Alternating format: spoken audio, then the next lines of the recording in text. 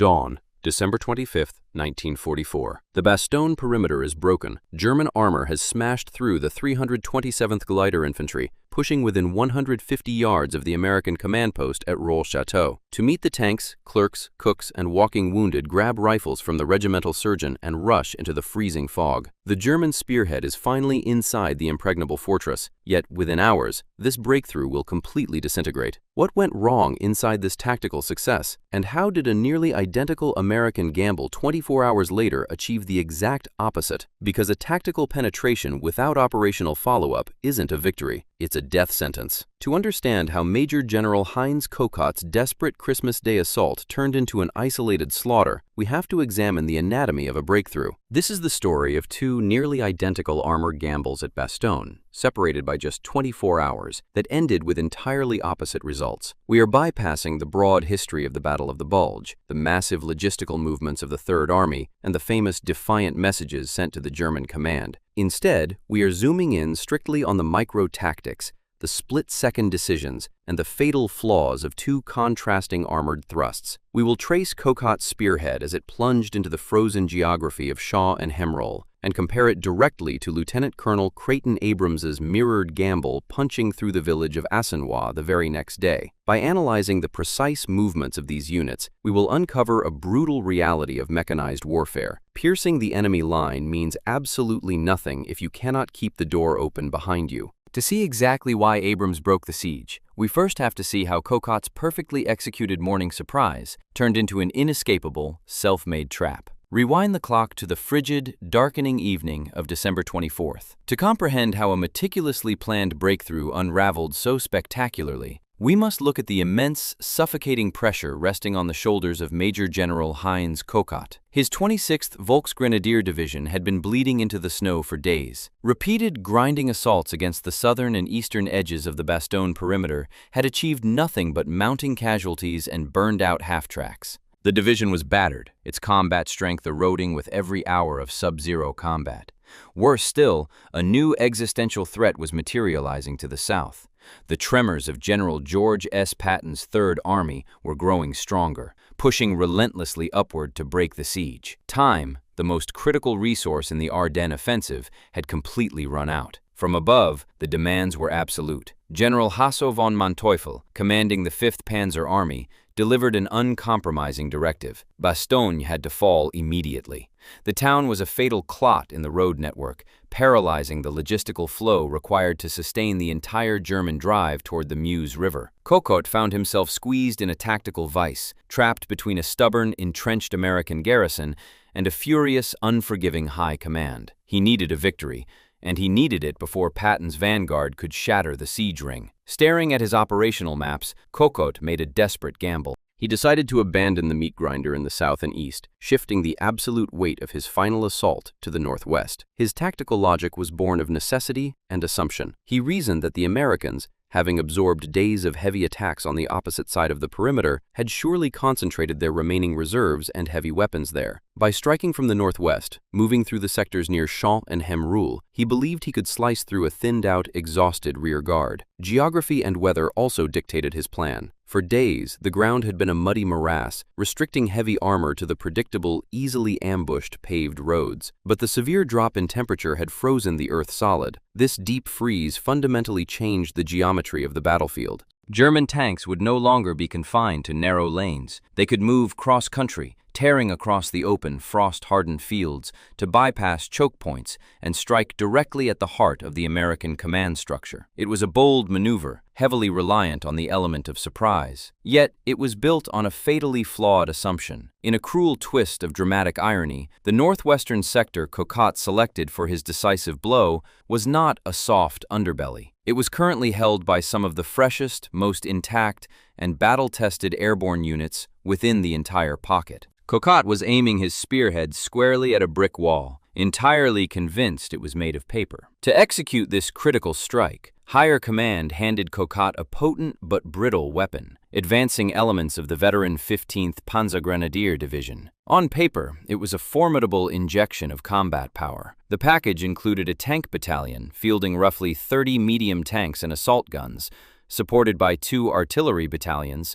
and the lead elements of 2 mechanized infantry regiments. But warfare is rarely waged on paper. By the time the vanguard of the 15th Panzer Grenadiers actually reached their staging areas in the dark, freezing woods northwest of Bastogne, it was already approaching 10 p.m. on Christmas Eve. These were not fresh shock troops ready to execute a finely tuned battle plan. They had been marching and fighting, navigating congested, snow-choked supply lines. They were exhausted, freezing, and operating entirely blind. Kokott's rigid timetable allowed absolutely no room for the necessary preparations of a combined arms assault. The newly arrived officers had no daylight to conduct proper reconnaissance of the ground they were about to cross. The infantry commanders had no time to coordinate intimately with the tank commanders. They could not establish joint communication protocols, identify specific tactical objectives, or even familiarize themselves with the adjacent units they were supposed to protect. Men who had never fought together were suddenly ordered to advance shoulder to shoulder into the pitch black. The friction of war was already heavily degrading the offensive before a single engine was thrown into gear. Kokott was forcing this rushed, chaotic deployment because he was racing against a terrifying, inescapable deadline. He scheduled the preliminary artillery bombardment for 2:45 a.m., with the main armored and infantry jump-off set precisely for 3 a.m. His orders were absolute. The breakthrough forces had to penetrate the American lines and be physically inside the streets of Bastogne by 8 a.m. This frantic urgency was driven by a single overriding fear: the sky. For the first week of the offensive, heavy, low-hanging clouds had grounded Allied air forces, providing the German army with an impenetrable shield. But the weather had broken. Kokott knew that the moment the sun crested the horizon on Christmas Day, the freezing night fog would burn off, leaving the open, snow-covered fields completely exposed. If his unshielded armor was caught outside the urban cover of the town at dawn, American fighter bombers would descend upon them without mercy. Every tank and half-track caught in the open would be slaughtered. The attack had to be a rapid, violent thrust in the dark, or it would be nothing at all. Precisely at 2:45 a.m., the freezing silence shattered. German artillery hammered the American positions around the village of Champs, attempting to tear a blind hole through the defensive perimeter. 15 minutes later, the armor lunged forward into the dark. But almost instantly, the fatal consequences of Kokott's rushed deployment began to materialize. A successful combined arms assault requires intricate, almost telepathic coordination. The armor shields the infantry, and the infantry protects the tank's vulnerable blind spots. Thrown together just hours prior, these men had neither. As the columns pushed across the frost-hardened fields, the pitch-black night and the chaotic terrain tore their formations apart. The German Panzer Grenadiers, struggling to keep pace on foot over the uneven, frozen ground, began to fall behind the accelerating medium tanks and assault guns. Radio communications, hastily established and easily disrupted in the wooded valleys, began to fail. Despite the mounting confusion and the severing of their infantry support, the sheer mechanical weight of the armored spearhead ground forward. By 7:10 a.m., in the dim, freezing, pre-dawn light, a concentrated thrust of approximately 18 German tanks violently breached the American line. They pushed directly through the exhausted, entrenched defenders of Companies A and B of the 327th Glider Infantry Regiment. To anyone looking at an operational map in German High Command, this was the defining moment of victory. The armor had physically crossed the threshold. They were no longer knocking on the door of Bastogne. They had kicked it entirely off its hinges and were rolling into the vulnerable American rear toward Hemral. But on the ground, this breakthrough was already degrading into a tactical nightmare. It was not a clean, organized penetration. Because the supporting infantry had been stripped away by the darkness and the relentless pace of the advance, the tanks suddenly found themselves operating in a vacuum. Without grenadiers to secure their flanks, clear the immediate wood lines, or relay critical intelligence, the armored spearhead lost its cohesion. Instead of driving forward as a single, unstoppable fist toward a centralized objective, the 18 tanks began to splinter. Disoriented by the shifting topography and lacking a clear roadmap for the interior of the pocket, the formation fractured into smaller, isolated groups. They had successfully pierced the perimeter, but they had completely failed to secure the breach. The pathway behind them was not being held open. It was simply a temporary tear in the line that the Americans could quickly stitch back together. Now, these segmented pockets of German armor were drifting deeper into a hostile perimeter, stripped of their infantry screen, with their situational awareness evaporating. The element of surprise had successfully delivered them past the first line of defense, but it had also pushed them directly into an unmapped void. The armor was inside, engines idling in the freezing fog, heavily armed but effectively blind. And as the heavy rumble of their tracks echoed through the American rear, the defenders, suddenly realizing that German panzers had bypassed their front lines, were forced to react to the impossible. In the face of enemy armor suddenly appearing deep behind their lines, the natural instinct for lightly armed infantry is panic. A rout here would have collapsed the entire western shoulder of the Bastogne pocket, unraveling the defense from the inside out. But the defenders holding this sector had been forged in a specific kind of tactical discipline. The men of the 101st Airborne Division and their attached glider infantry were entirely accustomed to operating while surrounded. It was built into their doctrine. When the concentrated spearhead of approximately 18 German Mark IV tanks and assault guns violently shattered the frontline perimeters of Companies A and B, the adjacent unit, Company C of the 327th Glider Infantry Regiment, did not disintegrate. Instead, they executed one of the most difficult and terrifying maneuvers in modern warfare, an orderly fighting withdrawal under extreme mechanized pressure. Rather than running blindly from the mechanical giants tearing through the pre-dawn fog, the glider infantrymen methodically fell back into the dense, frost-covered tree lines that dominated the sloping terrain around the village of Champs. They did not attempt to stop the heavy armor head-on with rifles. Instead, they recognized a fundamental vulnerability in the German assault and ruthlessly exploited it. They understood the cardinal rule of combined arms combat. A tank without infantry support is just a blind steel box waiting to be opened. As the German armor roared past their newly concealed positions in the woods, the Americans ignored the thick frontal plating of the vehicles. They focused their weapons entirely on the exposed panzer grenadiers who were riding on the engine decks or jogging frantically behind the churning tracks to keep up in the freezing mud. With disciplined bursts of heavy, water-cooled 30-caliber machine gun fire, enfilading M1 Garand volleys, and precise bazooka shots that melted the snow with their backblast, Company C systematically stripped the accompanying infantry away from the armor. It was a surgical, brutal separation. The American crossfire created an impenetrable wall of lead that the German foot soldiers simply could not cross. Pinned down in the freezing snow, the German infantry watched their armor drive away into the fog. By violently isolating the armor from its infantry escort, the American defenders fundamentally altered the geometry of the battlefield. The German tank commanders, peering through narrow, fog-obscured vision slits,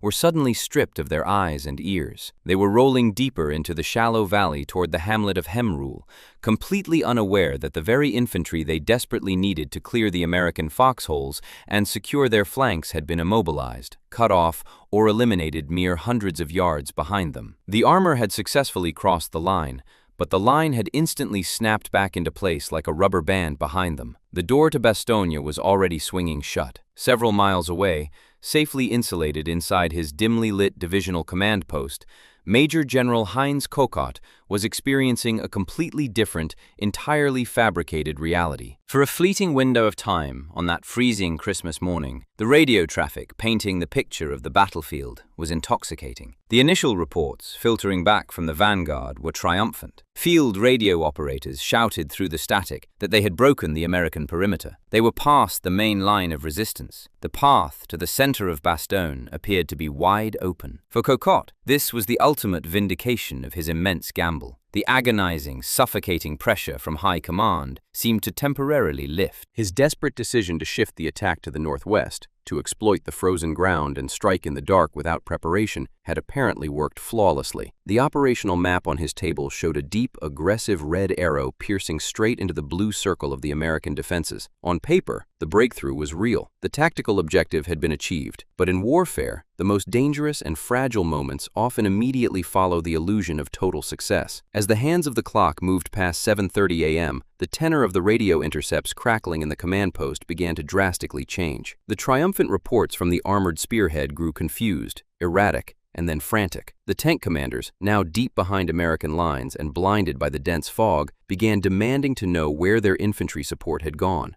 They were encountering unforeseen resistance.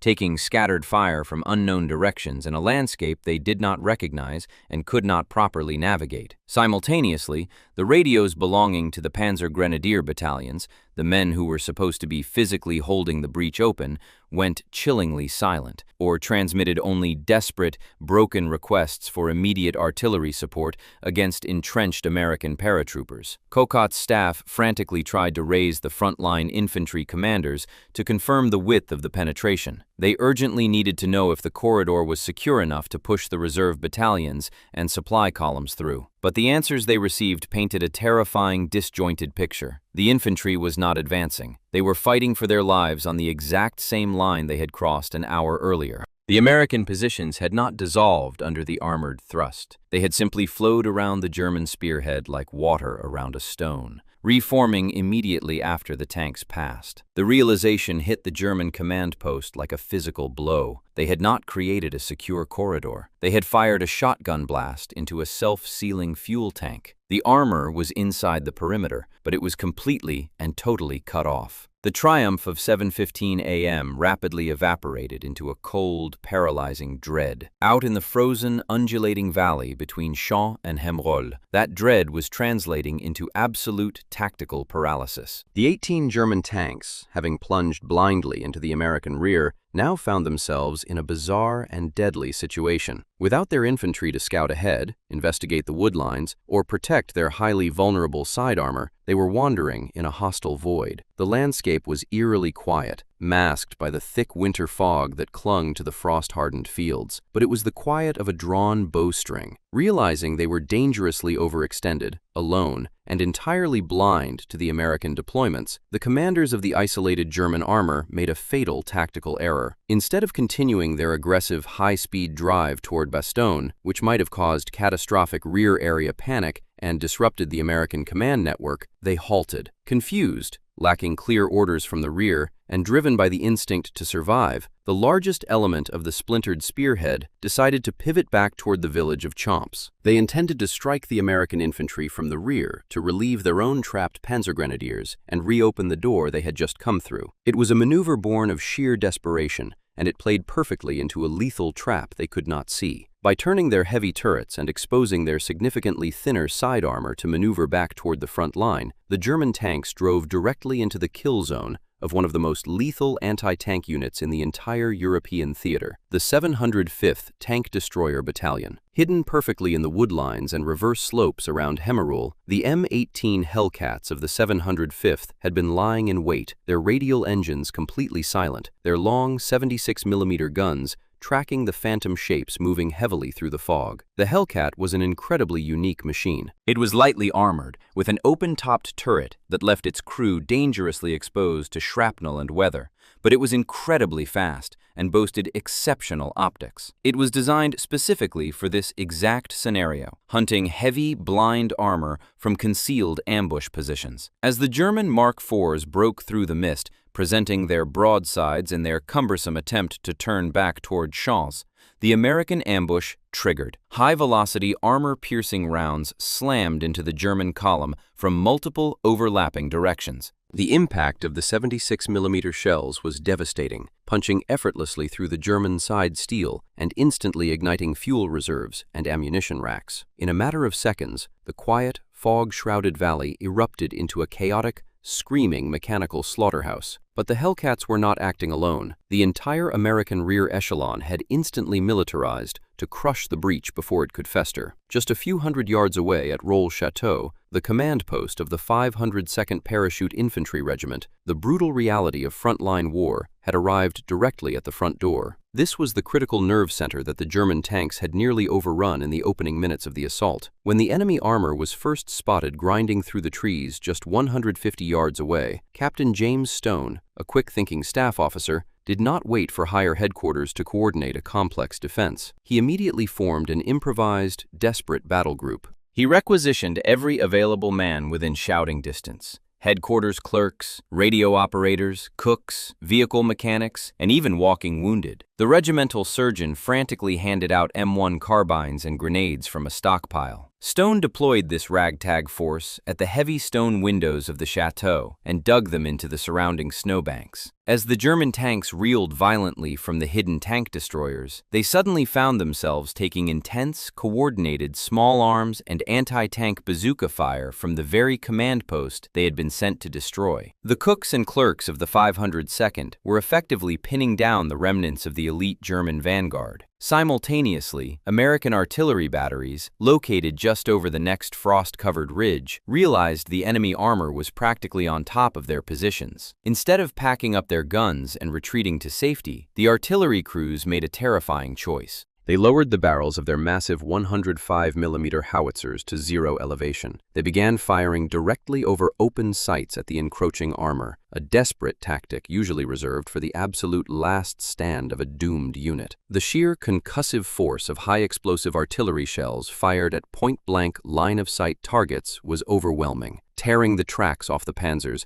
and shattering their optics. Caught in an inescapable, interlocking crossfire between hidden Hellcats, entrenched glider infantry, an improvised headquarters defense force, and point-blank heavy artillery, the German spearhead was systematically annihilated. Tank after tank shuddered to a violent halt, burning furiously in the snow, casting long, thick black plumes of oily smoke into the brightening winter sky. The German tank crews who managed to bail out of their burning vehicles were immediately cut down by American machine guns raking the fields. The breakthrough had not just been stopped, it had been entirely erased from the map. By 10 a.m., the tactical situation on Major General Kokott's map had devolved from a triumphant red arrow into a series of static, dying transmission points. The radio calls from the armored spearhead had ceased entirely. The infantry battalions of the 15th Panzer Grenadier Division were bleeding heavily in the frozen woods near Chance, unable to advance a single yard further into the American crossfire, yet strictly forbidden to retreat. Kokott stared at the disaster unfolding before him. He was a seasoned, realistic commander, and he knew the anatomy of a failed offensive intimately. The crucial element of surprise was gone forever. The winter weather was rapidly clearing, meaning American fighter bombers would soon be prowling the skies to mercilessly destroy whatever German armor and supply lines remained exposed. Most importantly, he knew that an unsupplied, unsupported pocket of troops inside enemy lines is merely a hostage to the enemy's artillery. At midday, realizing the operation was completely unsalvageable and actively destroying his division, Kokott contacted his superior, the commander of the 47th Panzer Corps, General Heinrich von Luttwitz.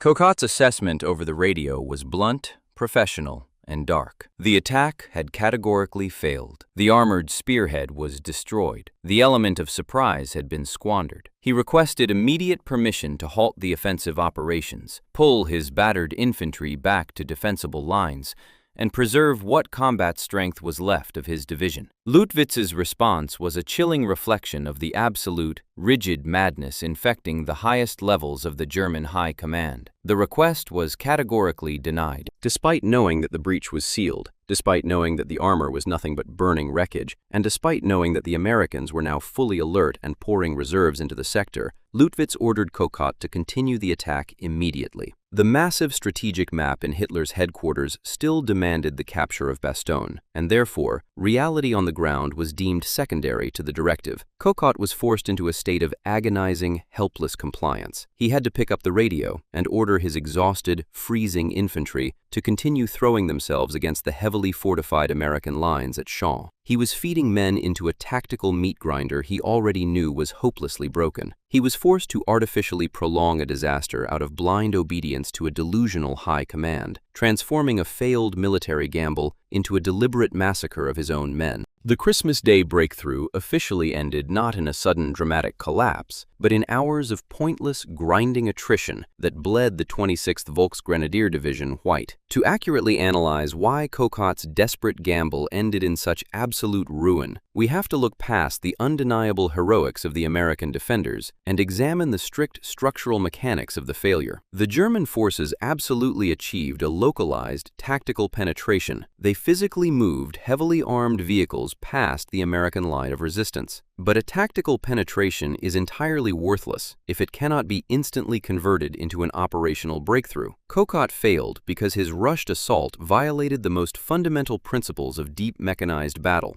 By attacking in the pitch dark without prior reconnaissance, without resting his troops, and without adequate time for his tank and infantry commanders to establish joint communication, he guaranteed that his combined arms forces would separate under pressure. When the armor inevitably outpaced the slower infantry, the spearhead permanently lost its security screen. The flanks of the penetration were never rolled up. They were simply bypassed and left active. The breach in the American line was never widened to allow logistical support, fuel, ammunition, or follow-on forces to enter safely. Instead of paving a secure highway into the American rear, the German tanks merely crawled through a momentary, self-sealing tear in the fabric of the defense. They did not secure a corridor, they simply locked themselves in a steel cage with the enemy. A breakthrough is defined not by the first vehicle to cross the enemy line, but by the Army's ability to keep the path open for the 100th vehicle. Kokott punched a violent hole in the perimeter, but he completely failed to hold the door open. Yet, the core tactical concepts Kokott attempted to utilize, a sudden, concentrated armored thrust, bypassing heavily defended strongpoints to strike deep at command centers, and relying on speed and shock to paralyze the enemy rear, were not inherently flawed. In fact, they were the very foundation of modern mechanized warfare. The failure lay entirely in the rushed execution, the lack of operational coordination,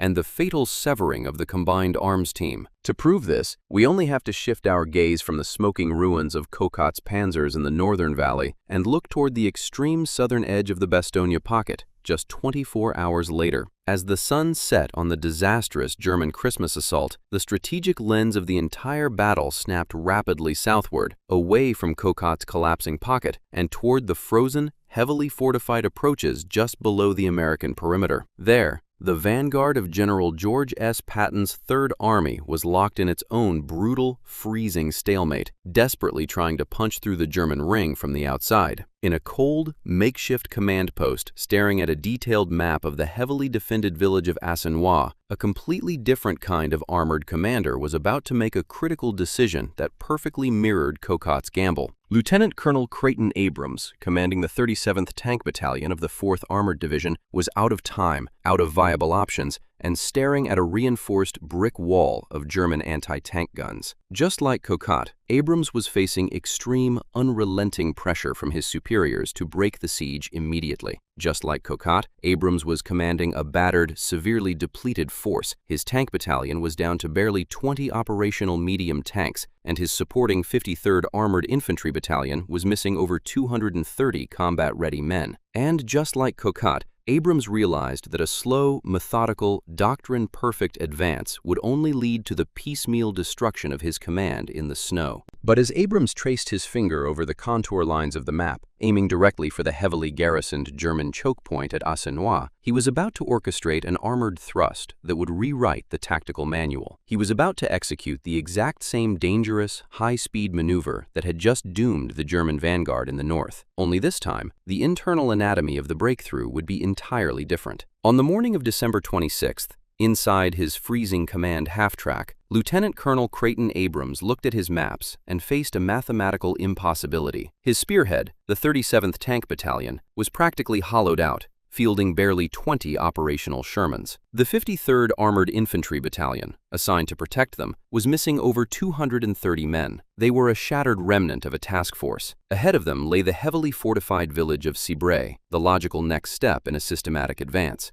Textbook doctrine required Abrams to meticulously clear Cobra, secure his flanks, and push slowly north. But a methodical advance meant time, and the besieged garrison at Bastogne had none left. Abrams made a decision that defied standard military logic. He ordered his commanders to ignore Cobra entirely. Instead, he pointed to a secondary road cutting straight through a dense forest directly into the German-held village of Assenois. It was a terrifying route. The woods were seeded with mines, and the village itself was a fortified choke point packed with German paratroopers and anti-tank guns. Abrams was proposing a high-speed frontal assault straight down the throat of the enemy defenses. He was committing to the exact same narrow, deep penetration gamble that had just annihilated the German armor at Champs. The risk was astronomical. Kokott had attempted a breakthrough with a heavily armed Panzer spearhead, only to be isolated and destroyed. Abrams was about to try it with a fraction of that combat power. But Abrams understood the fatal flaw that had doomed the Germans 24 hours earlier. Kokott had decoupled his tanks from his infantry and outrun his artillery. Abrams engineered the exact opposite. He forged his remaining tanks and depleted infantry into a single inseparable fist. The armored infantry would ride directly on the backs of the Shermans, ensuring they arrived and fought together. Furthermore, he tied this combined spearhead to a massive coordinated artillery barrage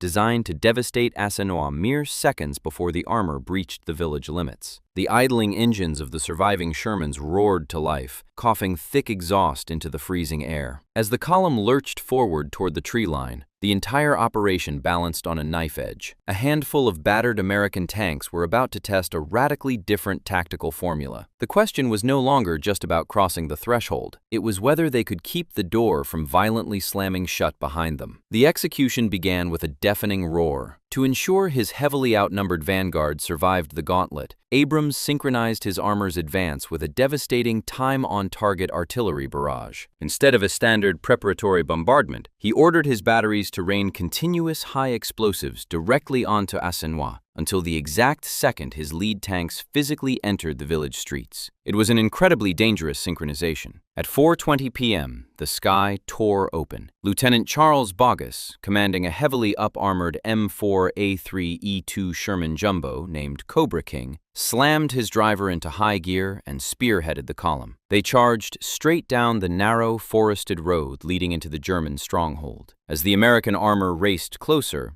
the artillery barrage creeping just ahead of them was so intense that the ground shook violently beneath their tracks, and the air filled with blinding dust, splintered timber, and choking cordite. When Cobra King smashed into the outskirts of Assenois, the artillery lifted exactly as planned, but the village was a chaotic, burning maze.